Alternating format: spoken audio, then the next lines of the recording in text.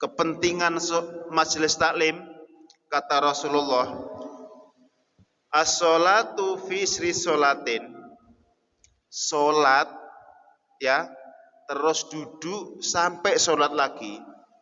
Contohnya kalau maghrib kita duduk di masjid sampai sholat isya. Syukur-syukur pas setelah maghrib ada kajian, karena Rasulullah Shallallahu Alaihi Wasallam selama hidupnya tidak pernah sholat maghrib terus masuk kamar terus keluar sholat isya, nggak pernah. Rasulullah selamanya setiap sholat maghrib sampai sholat isya itu di masjid berhalakoh, mengadakan majelis taklim. Begitu juga setiap subuh, habis sholat subuh sampai menjelang isyraq, Rasulullah Shallallahu Alaihi Wasallam senantiasa melaksanakan majelis taklim. Ya, makanya beliau berkata, sholatu fi sri sholatin la lagwa bainahuma katabun fi aliyin. Barang siapa duduk terus tidak melaksanakan hal yang sia-sia sampai menjelang sholat lagi. Ini konteksnya bagi orang yang sedang tidak bekerja. Karena kalau lagi bekerja itu hukumnya lebih penting. Karena bekerja untuk menghidupi keluarga kita, ya. Dari sholat ke sholat, di tengah-tengahnya tidak melaksanakan sesuatu yang percuma, yang sia-sia, ya, kata fi aliyin, Allah akan mencatat dirinya di dalam buku iliyin. Iliyin itu adalah catatan Allah Subhanahu wa ta'ala. Wal kitabu fil iliyin kitabun la yaksiru wala yuftahu ila yaumil qiyamah mahfudun la yangkus minhu syai'a.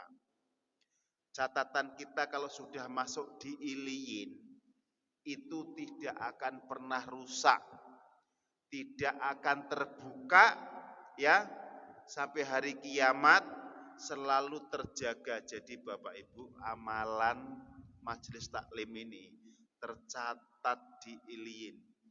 Seandainya suatu saat kita sudah koma, sudah sakit, nggak bisa lagi melaksanakan majelis taklim. Contoh, misalkan setiap habis maghrib kita senantiasa i'tikaf di masjid sampai isya.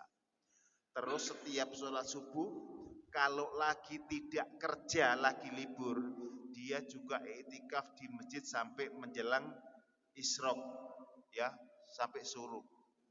Itu ketika nanti masa tua kita sudah sakit, kita tidak bisa melaksanakan yang seperti biasa, maka Allah tetap mencatat di iliyin orang tersebut masih mendapatkan pahala i'tikaf di masjid.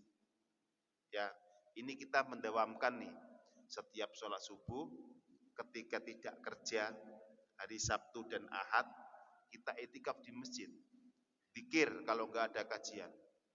Itu kalau dawam dilaksanakan setiap hari Sabtu dan Ahad, walaupun dia koma di rumah sakit, walaupun dia duduk di kursi roda, nggak bisa melaksanakan kajian atau i'tikaf di masjid, maka dia senantiasa mendapatkan pahalanya i'tikaf di masjid, tercatat di iliyin, bertambah terus amalnya. Ya, karena orang kalau sudah 60 tahun ke atas itu sudah susah untuk melaksanakan ibadah secara sempurna. Wa man nunakkishu wa man nu'ammirhu nunakkishu fil khalqi. Orang yang dipanjangkan umurnya, maka dia akan dikurangi bentuk kejadiannya, akan dikurangi nikmatnya. Yang biasanya lahap memakan pizza hut, kalau sudah umur segitu nggak bisa lagi. Gula akan naik, tensi akan naik. Yang biasa santai-santai makan kepala kambing, gulai kepala kambing, kalau udah umur segitu sudah nggak bisa lagi, sudah dikurangi nikmatnya oleh Allah Subhanahu wa ta'ala. Kalau masih muda matanya masih awas, udah tua mesti pakai kacamata kayak gini. Ya, sebenarnya itu sebagai tanda bahwa waktumu sudah tidak lama lagi di dunia ini. Makanya ketika dia sudah berumur 40 tahun kok tidak memperbaiki diri, tidak lebih banyak amal baiknya, Rasulullah Shallallahu Alaihi Wasallam berkata, ya, fal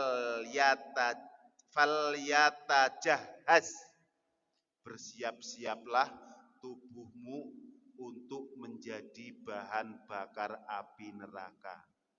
Ini umurnya sudah 45 ke atas, kerjaannya kerja santai, kerja santai, kerja santai.